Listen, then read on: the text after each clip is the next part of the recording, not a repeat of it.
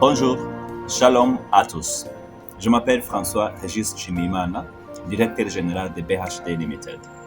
BHD Limited est une entreprise de construction. Nous couvrons le projet de son idée ou d'un souhait à la phase d'ouverture lorsqu'il atteint son objectif.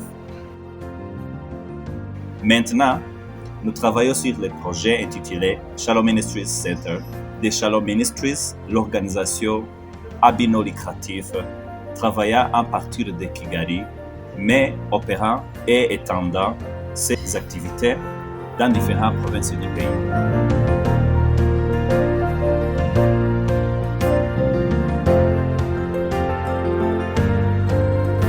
Shalom Ministries avait pour vision de construire un centre dans le but d'étendre et d'améliorer leurs activités sincères et aide, toutes dirigées vers la paix durable, l'unité, la réconciliation et le développement durable qui servent habituellement aux Rwandais.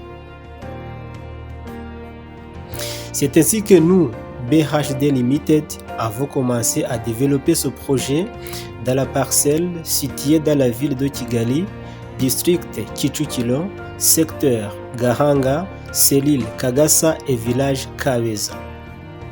Cette parcelle mesure 3167 mètres carrés.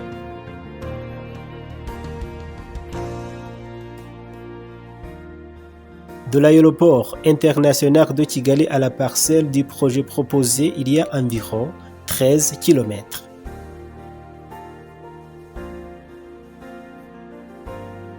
De Kigali Convention Center à l'endroit où Shalom Ministries Center sera construit, il y a 11,8 km.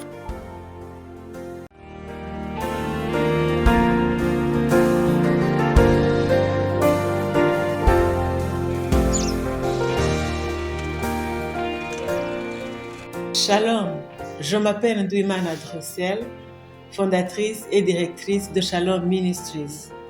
En 1994, le Rwanda a été horrifié pendant 100 jours qui ont fait plus d'1 million de morts à cause du génocide commis contre les Tutsis. Après le génocide, le Rwanda était une vallée d'eau sec. La période post-génocide a été très douloureuse, dominée par le deuil, les pleurs, la solitude, la colère, le désespoir et surtout une haine intense envers les génocidaires.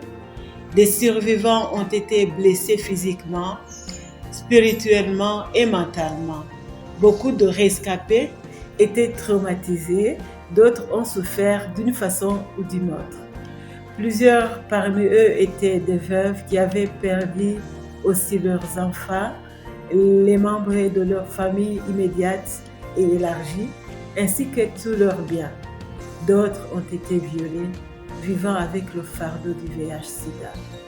Beaucoup de survivants niaient l'existence de Dieu, disant que les prêtres, les pasteurs et les chrétiens ont tué et avaient refusé de retourner dans les églises où de nombreuses personnes ont été tuées.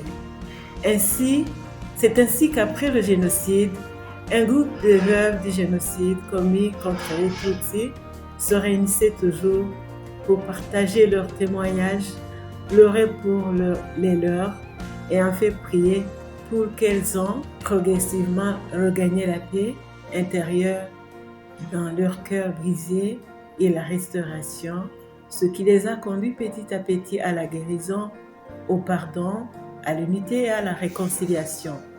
C'est à partir de ce petit groupe de prière qui portait le nom de Jéhovah Shalom que Shalom Ministries a vu le jour.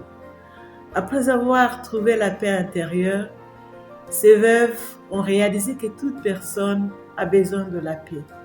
Aujourd'hui, Shalom Ministries est formé de veuves, des femmes mariées, des hommes, des couples, des jeunes, des filles et mères adolescentes, des enfants de toutes catégories et de toutes les classes sociales.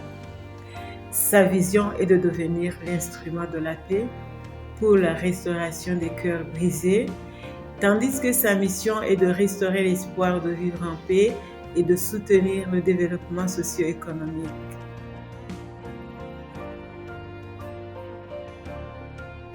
Shalom Ministries a 4 objectifs. Promouvoir la culture de la paix, l'unité et la réconciliation à travers l'évangélisation.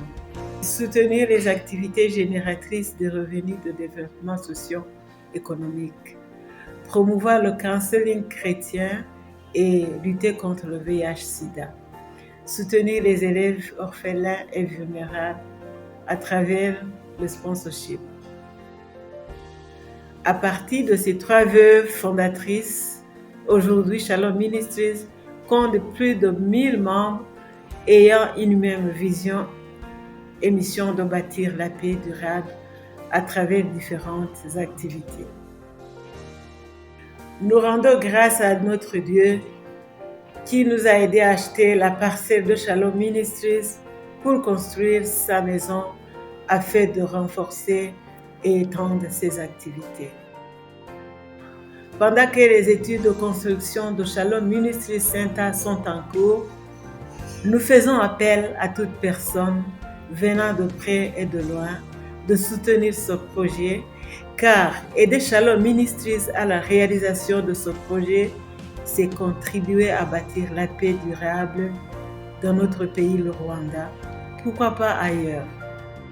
C'est aussi l'aider à créer un espace lui permettant à la réalisation de ses activités, à ses différents objectifs, sachant que le siège de Shalom Ministries sera là où on pourra effectuer toutes les activités, notamment dans le programme de counseling, coaching, car Shalom Ministries dispose de personnes qui sont en cours de formation de coaching.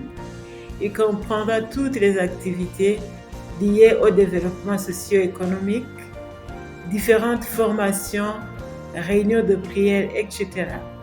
Aussi, Shalom Ministries sera capable d'héberger ses visiteurs et s'autofinancer. Nous bénissons tout et chacun qui aura le cœur sensible de contribuer à cette construction qui sera bénéficiée de beaucoup de Rwandais ainsi que des étrangers. Nous vous remercions.